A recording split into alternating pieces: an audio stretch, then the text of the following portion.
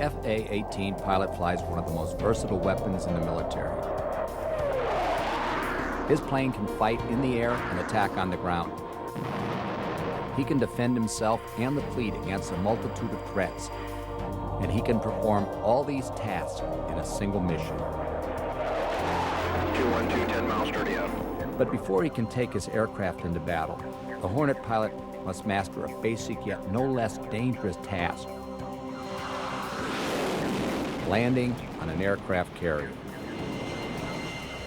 Somewhere off the coast of California, VFA 137 is beginning back-to-sea workups. For the next 8 months, they will split their time between the boat and the beach. They will sharpen their fighting skills in preparation for deployment to the Persian Gulf. First, however, they must become carrier qualified, CQ'd they call it.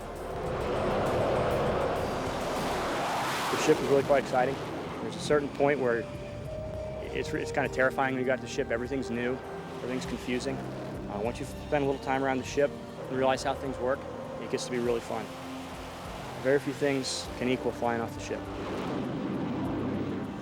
From the commanding officer to his least experienced pilot, a cat shot, a trap, day and night, again and again, until everyone in the squadron qualifies.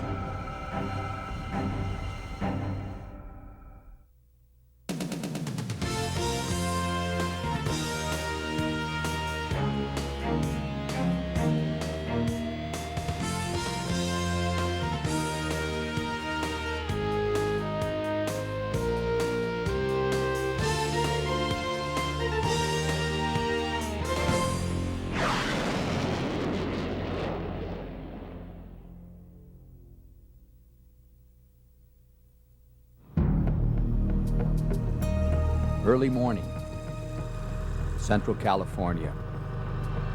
With dawn comes the first sign of activity at Naval Air Station Lemoore. Soon the stillness will be broken by the steady hum of machines, the rumbling of airplane tugs, the deafening high-pitched scream of jet engines. Before long, the air will be filled with the thunder of fighters. But for a short time, all is quiet. As the ramp comes to life, ground crews focus on getting airplanes ready to fly. Pushing over, somewhere, like I said, about 4.4 DME. Inside the ready room, pilots focus their attention hundreds of miles away. All day and well into the night, they will pretend that one corner of their landlocked runway is a tiny aircraft carrier deck in the middle of the Pacific Ocean. So that's it, unless there's any other questions. We'll go out, we'll have some fun. Take it seriously, the boat's a week away. We'll all be CQing, probably Tuesday or Wednesday, so take it seriously, be motivated. Try and forget there's 13,000 feet of runway ahead of you when you touch down. It's just another morning at the home of VFA 137. An FA-18 squadron, nicknamed the Kestrels. Just another morning, 1 week before CQ. Carrier qualification is just going out and demonstrating proficiency in carrier landing. That's the basis of naval aviation. We can't do anything if we can't launch and recover safely. Thanks, Senior. Yes, sir. Have a good flight. Landing on a carrier is what separates naval aviators from the rest of the world. And staying qualified requires repetition. It's not like riding a bike. Strapping a G-suit on. Requalification is a test of skill that no one takes lightly. Every pilot in the squadron has to pass, no matter how much experience he has or how many carrier landings he has made. The younger guys will take 6 months to get adapted enough or comfortable enough flying around the ship. An older guy that's been around a little bit, that has, say, 400 or 500 arrested landings under his belt, he'll take about a week or so to get back ready. Lieutenant Commander Lance Fuel, call sign JP, is one of the Kestrel's more experienced pilots. He has made 600 carrier landings in his career. But just like everyone else in the squadron today, he will practice his landings. Navy pilots call it bouncing. So we go out here and we fly the same pattern that we fly at the ship. We fly the Fresnel lens all the way to touchdown, and we land in the carrier box, and then we add full power, and we go around and we do it again. For a total of about 60 or 70 actual touchdowns. And that's the kind of training and the amount of landings that's required to get a pilot comfortable and proficient in the landing pattern and flying the Fresnel lens, or the ball as we call it, out at the ship. Go for it, Levin. The Fresnel lens, called meatball, or just plain ball, is the primary landing aid for carrier pilots. It provides a stationary reference for landing on a moving surface. The plane's relative position to the lens determines what lights the pilot sees. And the lights he sees tell him whether he's lined up for a safe landing. As you cross the ramp, your peripheral vision sees the flight deck coming up to meet the airplane, but you can't afford to take your eyes off the lens to look at the flight deck. You have to keep your eyes on the lens, making corrections to glide slope all the way to touchdown. So that landing is violent, it's a surprise, and you know you've done it right when you come to a full stop pretty quickly. But the ball is just one tool these pilots will use to land their planes. Lieutenant Hal Schmidt, call sign Bull, will be another. He's one of 2 current LSOs, or landing signal officers, for the squadron. Shipmates will call him Paddles. It's a reference to earlier carrier days when LSOs literally wave planes in with 2 large paddles. Today the technology is more sophisticated, but the job is still very basic. Watch and direct every landing. Make sure every landing is safe. Their vantage point is mere feet from the touchdown point. Today that's a runway. Next week, it'll be a carrier deck. What we're doing, the LSO pretty much judges where the aircraft is on the glide slope, on the proper glide slope. So what we're doing here is we'll stand out at the end of the runway, as we'll do on the ship, and we'll grade each aircraft's pass. We'll evaluate what the pilot did in relation to glide slope and center line of here is the runway, or 2 out of the ship. So what we'll do is we'll watch it, and we'll see what deviations he made. Slide you down in, close, low flat at the ramp. Waving planes, as it's called, is more an art than a science. An art that comes with practice. A keen eye and thousands of passes make a good LSO. If an airplane is not on glide scope, the LSO will wave it off and send the pilot around to try again. On a carrier deck, there is no margin for error. LSOs scrutinize each landing with an impartial eye, whether the pilot is the newest member of the squadron or the commander of the air wing. Not enough attitude on line up in close. A little low flat at the ramp. The grade for each pass is recorded in a logbook. At the end of the day, each pilot receives a report card, a complete picture of his landing from the beginning to the end. Out of 405 here, a little too much power in close, a little high at the ramp. That's a great pass. He nailed center line, he nailed glide slope right from the start, and was able to keep it there until the in close and just add a little too much power, drive himself maybe about a foot or 2 high at touchdown, which really isn't very much. And LSO's comments today may make the difference for a safe landing some other day. We're going to go back to the pilot and say, here's what you did today, and here's how you can improve for tomorrow. So it's, 1, keep them safe, and 2, allow them to learn for the next day. The Kestrels returned from their last cruise in the fall of 1997. As they near their next, the pace of their day quickens. Their day also gets longer, extending well into the night. The 12 to 14 hours a day this week will seem insignificant later. Once they get to the ship, time will have no meaning. When you get out to the ship, they own you for 24 hours, however long you're out there, so it's busy. We have a nice level break tonight, getting ourselves somewhere near the 1.3 to 1.5 of beam. Before night bounces, the Kestrels brief again. Procedures are drilled and repeated until they're reflex. Instinctive habits are crucial under the pressure of flying at sea. Remember being up on the deck? As we get up on the boat, coming near the edge of the deck there. Second that nose wheel goes off, we're out of the ejection envelope. So good timely ejection decision. If you can't get the airplane stopped by ground looping or some other means, timely ejection decision, get out of the airplane. Especially important for those bigger guys, XO CAG, the guys that the seat's probably going to put you up a few feet, and then the chute will pop out. Bull has already had a full day, but his night will be even busier. From here, he'll go to the LSO shack and wave the first group of pilots. Then he'll race back to the hangar, suit up, pre-flight, and head out to do his own bounces. At that point, he'll hand over waving duties to Lieutenant E.C. White III. Call sign, Vanna. All right, giddy up. Manny De La Fuente, call sign Gimp, is new to the Kestrel. This will be his first trip to the boat as part of a fleet squadron. He knows the rest of the squadron is watching. This is the first time we go back to the ship. You know, it's for me, it's important to go out there and do well. Just because obviously as a new guy, everybody's looking at you and stuff like that. They want to make sure you're safe to operate around the ship and all that. So for me, it's just important, just go out there and do well and not draw any attention to yourself. Basically, that's the bottom line. This is tonight. I mean, it's pretty. Tonight's pretty simple, so I won't get too wound up. But when we go out to the boat, by this time I'd already be real wound up. Practice and repetition.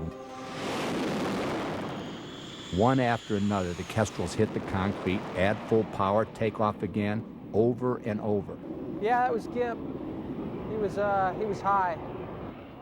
The goal, to make their actions more than habit, to make them instinct. In a 4-hour period tonight, Kestrel pilots will hit the runway about 60 times. A 4-hour period that brings them another day and another step closer to the carrier. But simulation is not the real thing. In the relatively low-stress atmosphere of landing on a long and stationary runway, it's easy for a pilot to do well. So easy, in fact, that he has to fight the tendency to become overconfident. Of course, there's always, being human, we're going to get a little complacent about things we've done right. But that's why we try in the brief to get guys focused back on, here's the task at hand. We can't allow ourselves to get complacent, because out the ship, I can guarantee you won't be complacent there.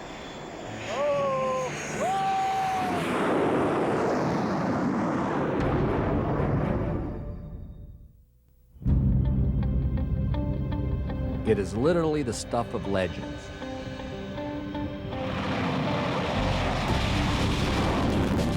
Naval aviation immortalized in movies and television from the vantage point of an A-18 cockpit. It is a job that does not disappoint. Real pretty down there. Flying has been a lifelong dream for many of the men in VFA 137. Some were inspired by on-screen heroes. I don't know. I guess it's just, I don't know. I was watching Happy Boynton when you're a kid or whatever, but, it's just something I always wanted to do. Thanks for the plug, kid. Other squadron members found role models closer to home. I was about 5 years old, and I was flying with my dad in a Cessna.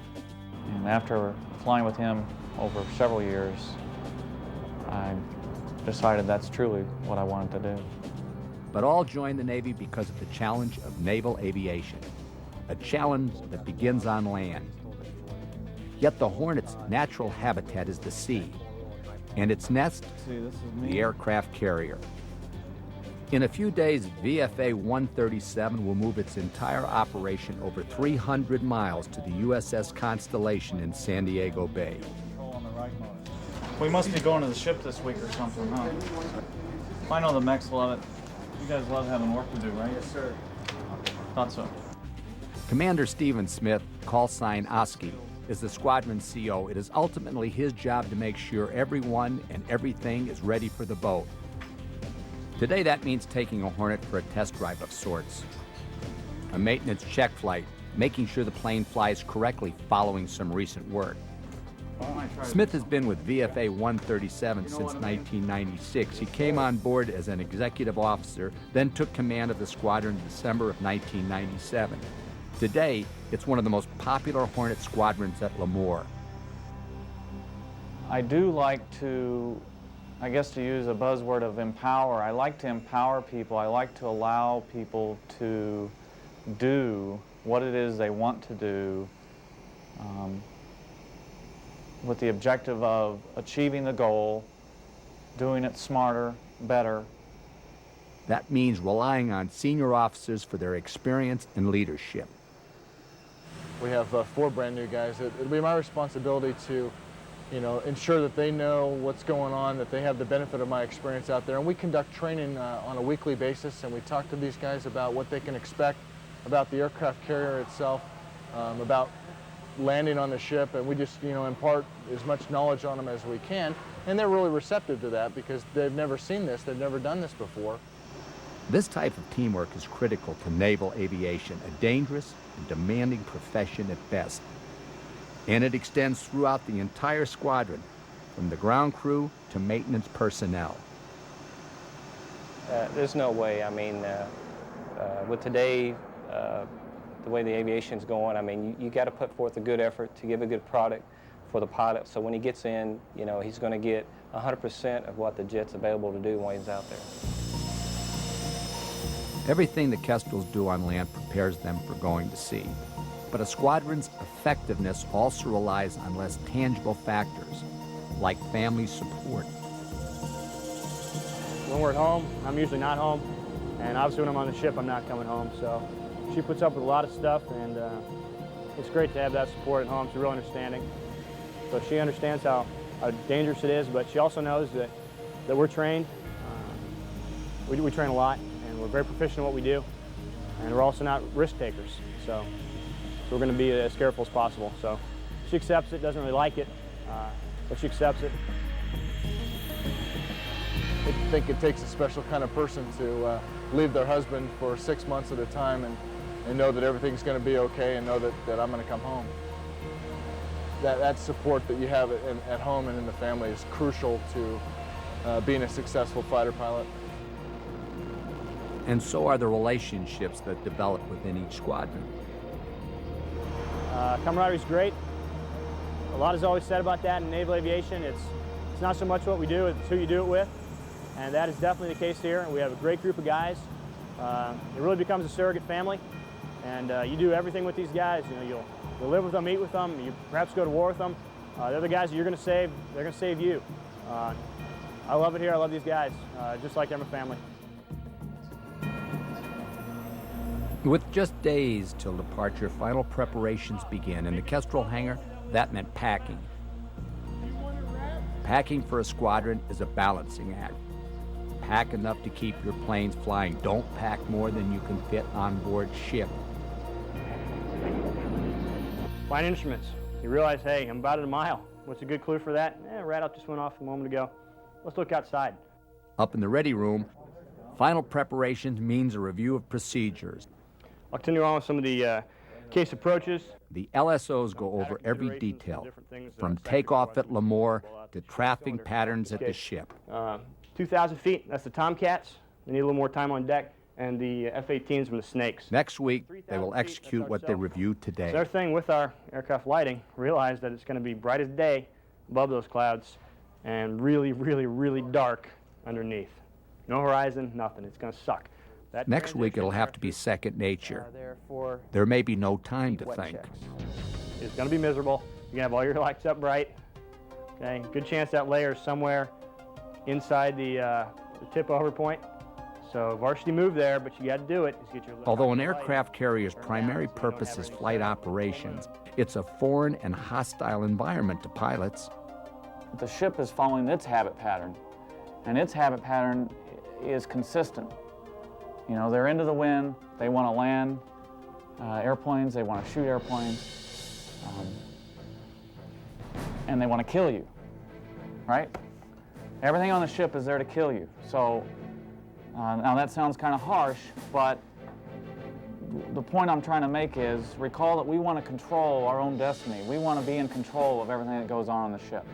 The minute you get behind, you start letting the ship control you, it can put you in a bad situation, in a hurt locker. The carrier is inherently unsafe. It's made safe by your procedures, your preparation, and your habit patterns. I'm getting excited. I'm ready to go. Any questions for me? Great. Ready? Break.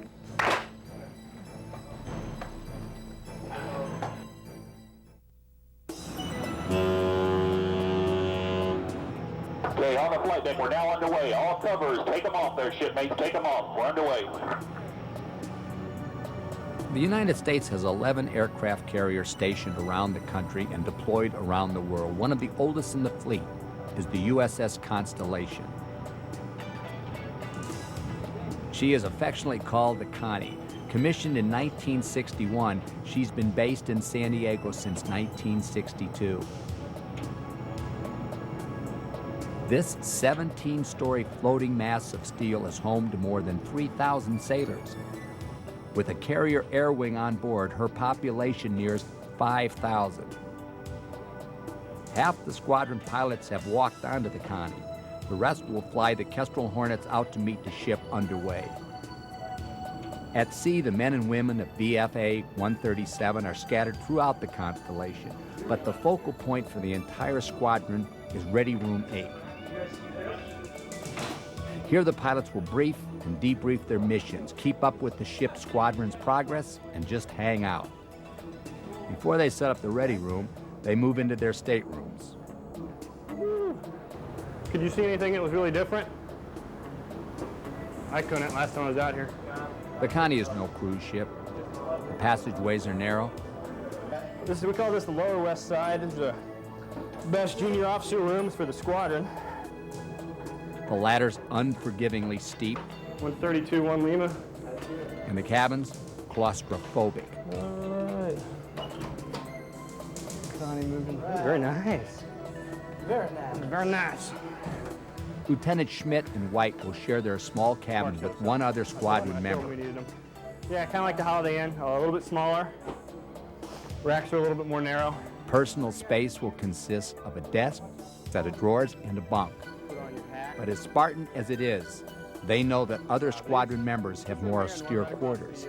Berthing, their racks are a lot thicker because their mattress lifts up, and that's where they store all their clothes. All their gear. They don't get all this stuff here. So those are guys that are really dresser. They're the ones that are hurting when they come out here, and they do an amazing job for very little, which is, yeah, nothing hits home like when you go down and look where those guys live and what they deal with, and still working up there every day on the flight deck, putting us off the pointy end. So, as the rest of the squadron settles in, Commander Smith and the senior members of VFA 137 prepare for their flight to the ship. And if for some reason you have to come back in the break. Back on the ship, in Ready 8, squadron members prepare to execute the CQ plan. They will start with the most and least experienced pilots. Get the veterans finished so they can help the others. Get the new guys back in the cockpit as soon as possible. That's the theory. I'll go at 7, start arcing at 7 nautical miles, work myself back in. The departing reenter is not to go up to low holding. Okay? Anything else? Have fun. I'll be out there waving you. Hopefully we'll have fun doing it. From Ready 8, it's a long, solitary walk to flight deck control.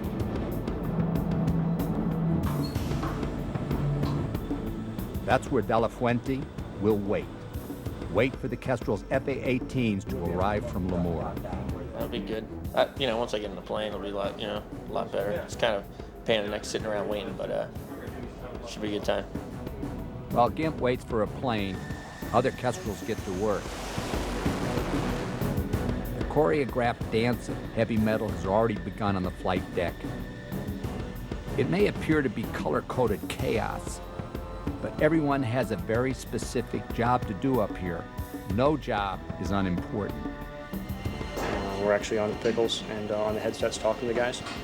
Whether it's calling the deck clear, timing interval, just general making sure everything's good to go.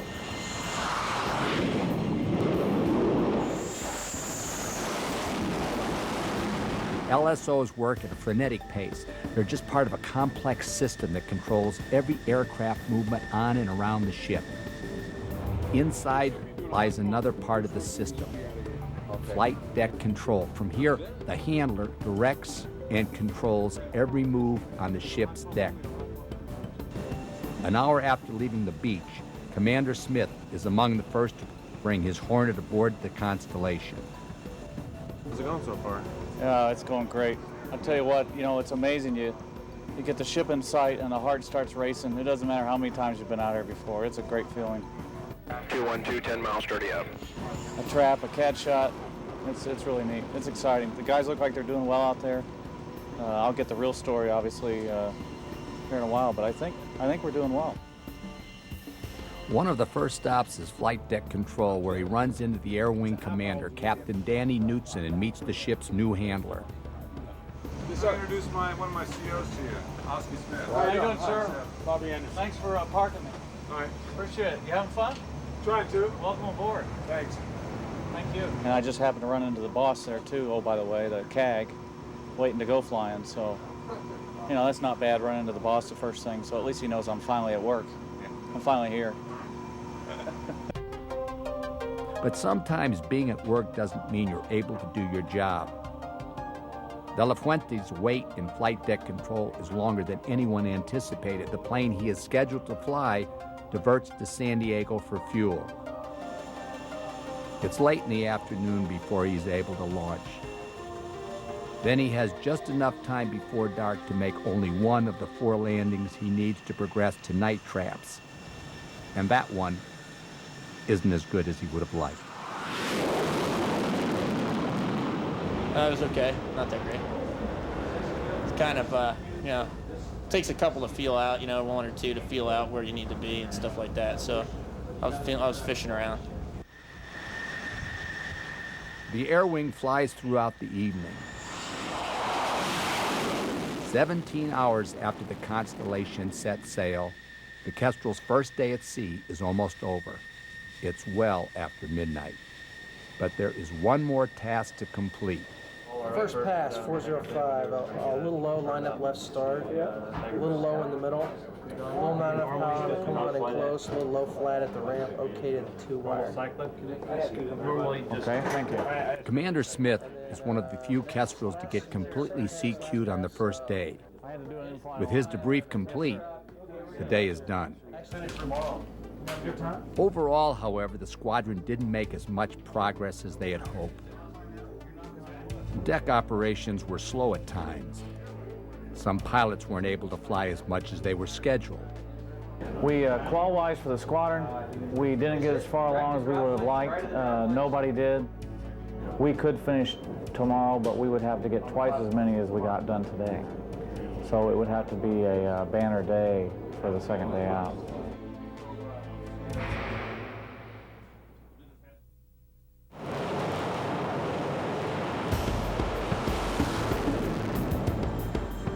It is as busy as any major metropolitan airport, compressed into the space of just over 4 acres.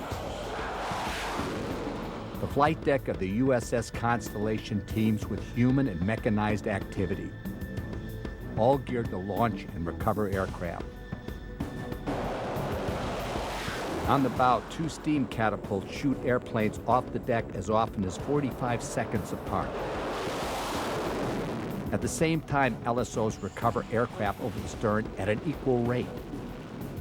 Operating on the flight deck is one of the most hazardous tasks a Navy pilot ever does. It's the most dangerous thing anyone on an aircraft carrier ever does. Lieutenant Bull Schmidt knows this all too well. Much more likely that something will go wrong around the ramp than anybody will ever shoot at us or we shoot at anybody, so. The close proximity of aircraft to each other and to the edge of the deck and to flight deck personnel leaves no room for mistake. It's going to be a little bit tighter quarters than we have on land. A lot of airplanes turning, a lot of the blowing exhaust. It's hot. Kind of sting your eyes up there at first. And it's windy, a continuous 25 to 30 knot wind. It threatens to knock even the most cautious person into harm's way. To someone new to carrier operations like Manny De La Fuente, it could all be somewhat confusing. It's just kind of a crazy scenario. A lot of people running around, stuff like that. You know, mainly you just try and make sure, you know, you're doing what you need to do, starting up, getting all your stuff ready. Despite the seemingly randomness of the flight deck operations, it's all dictated by regimented procedure and by the shirts. The men and women of the flight deck crew, each one wears a color that signals their job. Aircraft directors in yellow, catapult crew in green, plane captains in brown, troubleshooters in white. I get the real warm fuzzy once my troubleshooters go over the jet and say, hey, you're good to go. From that point on, checking everything over again. They're going to put me in tension. I'm going to go forward on throttles, making sure the motors are spooling up, everything's still looking good. Feel the jet squat and feel you take tension. At that point, they'll hand me off to the catapult officer. He'll tell me, he'll give me this signal. I'm wiping out the controls, checking, making sure the flight control system's looking good. Then I'll start up around the cockpit again, starting down on the lower right side, making sure everything looks good to go. Hydraulics are good. All DDIs are set up how I want them. Angle of attack's looking good. Motors are still working. Everything's right. When everything's good to go and I feel set, I'm gonna give a good, sharp, crisp salute there to the catapult officer. He'll check a few more settings, touch the deck, at which point my hand's coming up to the towel rack, going onto military power, which I have been there. And I'm just pretty much watching the guys, and I'll see when he's gonna push the button. They go through their standard procedures, the guys hands up. I gotta put my head back, lean against the headrest, and off we go.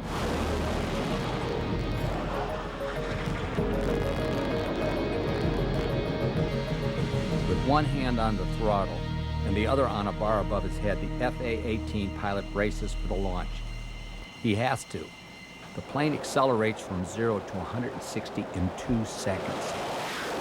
310 feet later, the Hornet flies itself off the end of the deck. The force of its departure sends a shudder through the entire ship. Yes, sir, you realize how physical they are, especially the catapult. We have some of the older cats on the CV-64, which they give you all their energy initially, so it's a big shot in the back there. They can be pretty strong. And CQ loads is not too bad, but once you start getting a full load on the aircraft, it's fairly violent.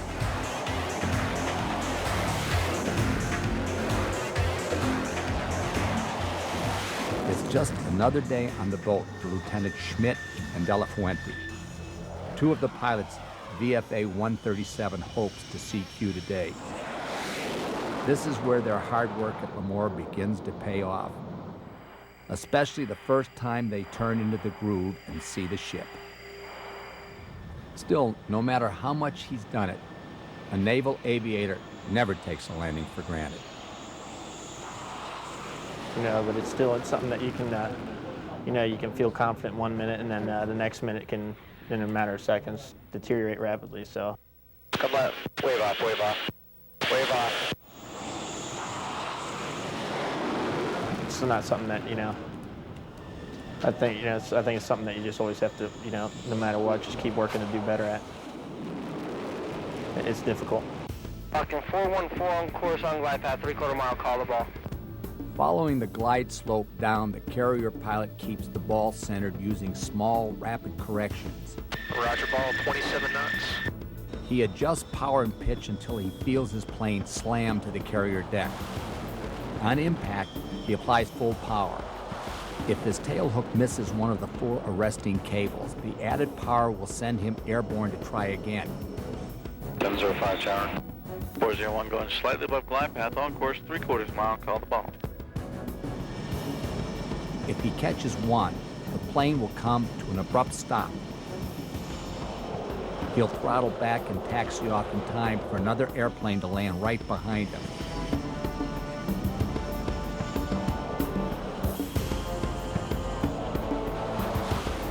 Two touch and goes, and 2 traps later, Schmidt and De La Fuente have successfully completed their day landings. They are ready to move on to night.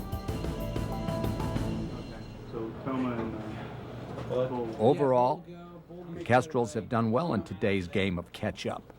We're doing great. We're doing good. It was a very, very good day, very successful daytime event. We got more than 50 landings today, and if all goes as scheduled, then we'll get done tonight. But night is altogether different on the deck of a carrier. a lot more can go wrong. A full moon and clear sky will help, but caution is still the watchword. The evening starts with a FOD walk. Everyone on the flight deck looks for debris that might get sucked into an engine. Hey, when they get Downstairs in the Kestrel's maintenance control, they're counting their blessings. They'll have 5 planes working tonight. That's no small feat given the amount of activity today. So far things are going good. We have 9 aircraft out here. We've only got 1 aircraft down, 403 for a hard landing when he trapped aboard the aircraft. The rest of them are doing well. We've got 4 aircraft in a hangar bay, and the rest are on a flight deck. Like I said, they're all holding up real well. No major gripes, no major problems. Recent 180. Next door in Ready 8, a different set of challenges is being discussed. Lost brakes, lose your brakes, parking brake, emergency brakes, hook down, lights on, start talking. Ground with the aircraft. Landing on a carrier deck at night is as tough as it gets in military aviation. The blackness of the sea blends with the night sky. A pilot can't tell up from down. He must trust his instruments implicitly. He must fall back on well-established habits. Fighter pilot's brain is a certain size. When he's standing here on the ground and we're just talking, you put a strap on an airplane, it shrinks down to about 50% of that. It's dark outside and a lot of things are going on. You're operating on maybe 10% of what you have. So we call it STEM power. So when you're on STEM power, you really want to be able to fall back on those things that you've always done. So it's the habit patterns that are going to keep you alive. Experience is something else to fall back on. But for De La Fuente, that's not an option. Next one, The stress is evident on his face. As he found out earlier today, it takes several passes before an inexperienced pilot begins to feel comfortable landing on the boat. just kind of. I'm not really too familiar with what the sight picture is supposed to look like, so kind of just again fishing around the first couple, and then I kind of figured out where I need to turn and stuff like that for the last 2. So kind of worked it out. It's kind of something that you just need to do with repetition to be able to see what you have to do every time, be able to do it same thing every time. But 3 traps this morning don't exactly qualify as repetition, and Gimp didn't consider them his best work. I'm going back out tonight, but unfortunately I only get 2 tonight, so I'm sure I'll be feeling even worse now, feeling today. De La Fuente heads to his plane. Those not flying this rotation settle in to keep score in the watchful eye. Right now, it's a numbers game. Can they make the required landings in the allotted time?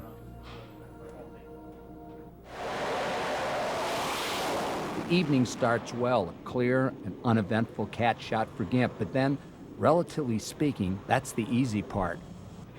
A few minutes later, with squadron mates watching below, De La Fuente rolls into the groove. It's quickly apparent his inexperience will give him trouble tonight. A few hundred feet from the ramp, he's out of lineup and out of time to correct. Wave off, wave off. He's waved off. Adding full power, he clears the ship. He'll have to go around and try again. But this time, on top of everything else, he has the added pressure of having missed his first pass. On his second pass, the setup is much better. But now, there's a different problem. The flashing letter F in the top center of the screen means there's a foul deck. Someone or something is not clear of the landing area. Gimp is just seconds away from another wave off. At the last instant, LSOs call the deck clear and De La Fuente's Hornet slams home. His hook catches from 140 knots to 0 in under 3 seconds, a successful trap. The notation in the logbook won't say it was a perfect pass, but as more experienced members of the squadron know, the most important measure of a night landing is safe and aboard. A couple decent passes after the first rough one there. Throughout the day I heard it did pretty well, so it seems to have done all right, and we'll keep them. Another launch and trap in De La Fuente is CQ'd, but circumstances are conspiring against some of the remaining pilots, including Bull. So we'll get who we can. I'd say tonight we can get Toma, Bobo. Momentum screeches to a halt when 2 of the 5 aircraft on the flight deck go down with mechanical problems. XO, full call, sir. Question for you. Do you have any idea if we have CQ spots on the airplane tomorrow, or what should we do here with the flex? On the other end of the phone is the squadron's executive officer, Commander Larry Burt. He's been watching over the squadron's progress with the CO in carrier air traffic control. Burt will actually take over as the Kestrel's commanding officer in a few months. Tonight, he provides leadership by advising how to juggle the schedule. BB's got 1 to go, Oyster's got 1 to go. And Trying to rearrange an already tight schedule is a logistical nightmare. Trying to stuff as many guys. We started trying to get 11 guys and into 3 jets here and 3 hot seats just doesn't work. We lose a couple people. Finally, it's clear that everyone can't CQ tonight. 2 will have to finish tomorrow. Schmidt takes one of the remaining slots so he can help the rest of the squadron from the flight deck tomorrow. Launching from the deck of the Constellation, Bull's just 2 traps away from another CQ. He's made nearly 200 traps, assisted with hundreds more from the LSO platform. He has a fair amount of experience, enough to know just how dangerous his job really is. I still get scared, real scared, and you get kind of a little bit on edge, but that's pretty good though. Gives you that little burst of adrenaline there that keeps you on edge and doesn't allow you to become complacent. Complacency hardly seems possible when the view out your cockpit looks like this. Roger, ball 27 knots. Somewhere down there are 4 cables. They're located in an area approximately 120 feet long. Schmidt is supposed to land his airplane so that it catches one of those cables, preferably the 3rd, and stops. In Ready Room 8, squadron mates watch Bull struggle with lineup. In his case, though, experience helps. He wrestles his Hornet into the groove and onto the deck. He snags a 2-wire, the mark of a low approach. As Bull follows a sign language of dancing flashlights back to the catapult, De La Fuente returns to the ready room. Though technically successful, his struggle in the cockpit tonight left him emotionally drained. He's in no mood to talk about the night.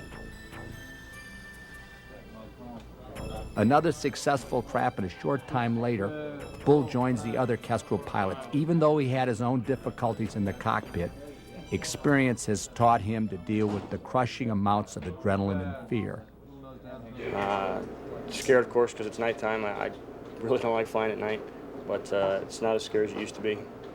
But you still get that good adrenaline rush there, especially once you tip over at 3 miles, and inside of a mile, your radar starts to go off again. You know, hey, it's really time to get down to it. Adrenaline really kicks in, and you just do it. It's after midnight when flight ops finally end. Despite the problems, they've managed to finish just 2 pilots shy of their goal. Actually, we had a very good night. We batted about 80%. No fault of our own that we did not get all 11 guys qualified that we wanted to. We got 9. It's nice to get off to a great start like this into a 3-week, 2.5, 3 week at sea period, because it'll just get better. For most of the Kestrels, the repetition of CQs has ended. The hard part is over. We will quickly transition into the cyclic ops that we've talked about before and start flying training missions off the ship that will take us into overland bombing ranges and air-to-air ranges, and also do some overwater work as well. There's the other target. Looks like there's a big hole in the roof. Now the fun part begins. Still, every mission requires 1 cat shot and 1 trap. It's a test every day. As any naval officer will tell you, you're only as good as your last trap.